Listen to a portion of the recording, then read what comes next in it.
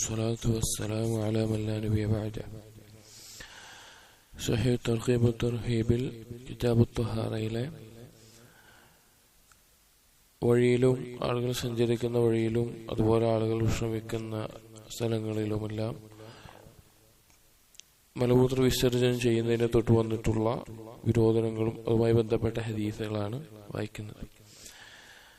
അതിലടുത്ത ഹദീസ് وعن جابر بن عبد الله رضي الله عنه قال قال رسول الله صلى الله عليه وسلم إياكم والتعديس على جواد الطريق فإنها مأوى الحيات والسباع وقضاء الحاجة عليها فإنها الملاعن.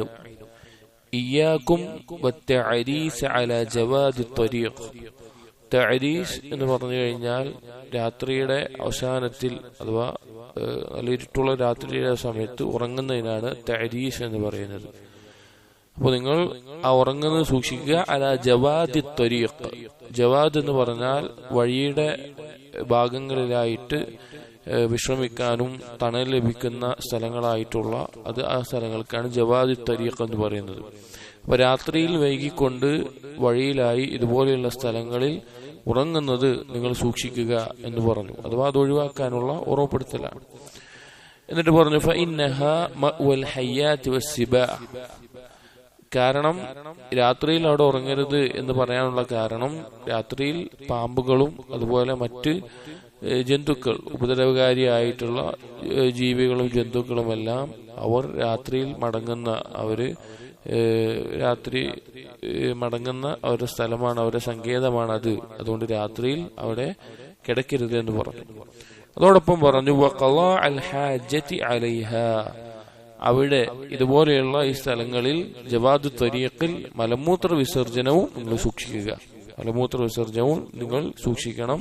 ഫഇന്നഹൽ മലാഇനു. കാരണം അത് ശാപം കിട്ടുന്ന ഒരു സ്ഥലമാണ്. അഥവാ ആ സ്ഥലങ്ങളിൽ ജനങ്ങൾ പകലിൽ വിശ്രമിക്കുന്ന സ്ഥലമാണ്. രാത്രിയിൽ അവിടെ ഉറങ്ങരുത് എന്ന് വിരോധിച്ചു. കാരണം പാമ്പും മറ്റുള്ള ജന്തുക്കളും ഉപദ്രവകാരിയായിട്ടുള്ള ജന്തുക്കളോടെ വരാനുള്ള സാധ്യതയുള്ളതുകൊണ്ട്. അതുപോലെ തന്നെ അവിടെ മലമൂത്ര വിസർജനം ചെയ്യരുത് എന്ന് പറഞ്ഞു. കാരണം ആളുകൾക്ക് വിശ്രമിക്കുന്ന സ്ഥലമാണ്. അവിടെ ശാപം കിട്ടുന്ന ആ സ്ഥലത്ത് ഇതുപോലെയുള്ള കാര്യങ്ങൾ ചെയ്താൽ ശാപത്തിന് കാരണമാകുന്ന, ആളുകൾ ആ രീതിയിൽ സംസാരിക്കാൻ കാരണമാകുന്ന ഒരു കാര്യമാണ് എന്ന് പറഞ്ഞു. അപ്പൊ ജനങ്ങൾക്ക് ഉണ്ടാകുന്ന ബുദ്ധിമുട്ടുകൾ, നമ്മളെ കൊണ്ടുണ്ടാകുന്ന ബുദ്ധിമുട്ടുകൾ ഉണ്ടാകുന്ന ഒരു അവസ്ഥ ഉണ്ടാകാൻ പാടില്ല. അതിൽപ്പെട്ടൊരു കാര്യമാണിത്. وعن مكحول رضي الله عنه قال نهى رسول الله صلى الله عليه وسلم أن يبال بأبواب المساجد. مكحول رحمه الله അദ്ദേഹം ഉദ്ധരിക്കുകയാണ് നബി സല്ലല്ലാഹു അലൈഹി വസല്ലം വിരോധിച്ചിട്ടുണ്ട് أن يبال بأبواب المساجد.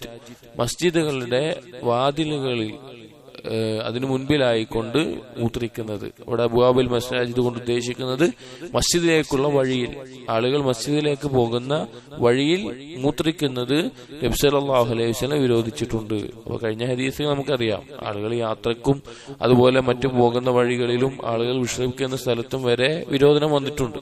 അപ്പൊ ഏറ്റവും പ്രധാനപ്പെട്ട ഒരു കാര്യമാണെന്ത്?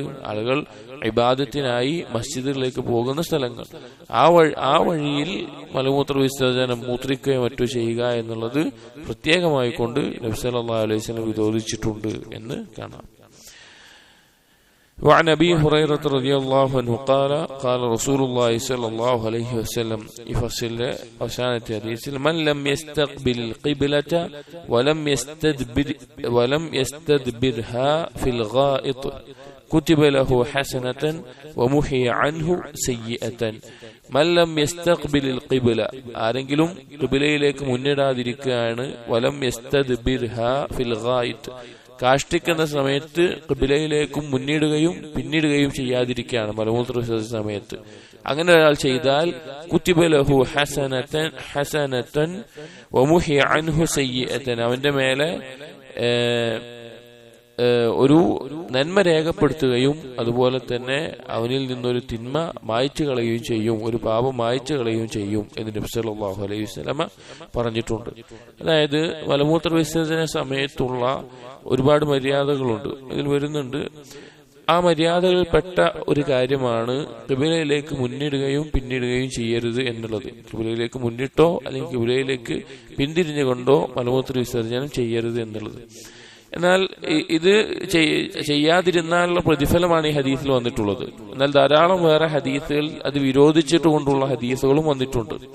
എന്നാൽ നബി സല്ലല്ലാഹു അലൈഹി വസല്ലമ അങ്ങനെ മലമൂത്ര വിസർജനം ചെയ്തിരുന്നതായിട്ടും ചില ഹദീസുകൾ നബി സല്ലല്ലാഹു അലൈഹി വസല്ലം പത്നിമാരിൽ നിന്നെല്ലാം ഉദ്ധരിക്കപ്പെട്ടിട്ടുണ്ട്.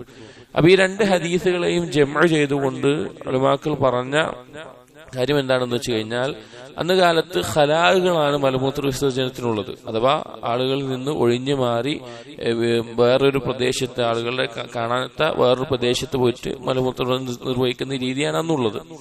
അപ്പൊ അങ്ങനെയുള്ള പ്രദേശങ്ങളിലാണ് ഇത് ബാധകം.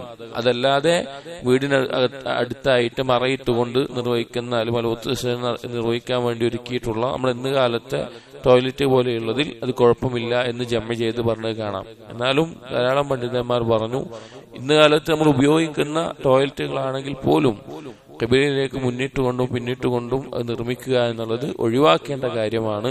അത് നല്ലൊരു രീതിയല്ല. ഖിബലയിലേക്ക് മുന്നിട്ടോ പിന്നിട്ടോ അല്ലാത്ത രീതിയിലാണ് ടോയ്ലറ്റുകൾ നിർമ്മിക്കുകയും മലമൂത്ര വിസർജനം ചെയ്യേണ്ടതുമെന്ന് അത് പൊതുവായിട്ട് ഏത് ഖലായിനാവട്ടെ അല്ലാത്ത ഇന്നത്തെ നമ്മൾ ഉപയോഗിക്കുന്ന രീതിയിലാവട്ടെ എല്ലാത്തിനും ബാധകമായിട്ടുള്ള കാര്യമാണ് എന്ന് പറഞ്ഞത് കാണാം. അപ്പോൾ മലമൂത്ര വിസർജനത്തിൽപ്പെട്ട ഒരു അദബിൽപ്പെട്ട കാര്യമാണ്, അല്ലെങ്കിൽ ശ്രദ്ധിക്കേണ്ട കാര്യമാണ് മലമൂത്ര വിസർജനം നിർവഹിക്കുന്ന സമയത്ത് ഖിബലയിലേക്ക് മുന്നിട്ടോ പിന്നിട്ടോ നിർവഹിക്കാതിരിക്കുക എന്നുള്ളത്. ഈ ഫസലിലെ ഹദീസുകൾ കഴിഞ്ഞു. ഇൻഷാ അല്ലാഹ് അടുത്ത ദിവസം നോക്കാം. അസ്സലാമു അലൈക്കും വറഹ്മത്തുള്ളാഹി വബറകാതുഹു.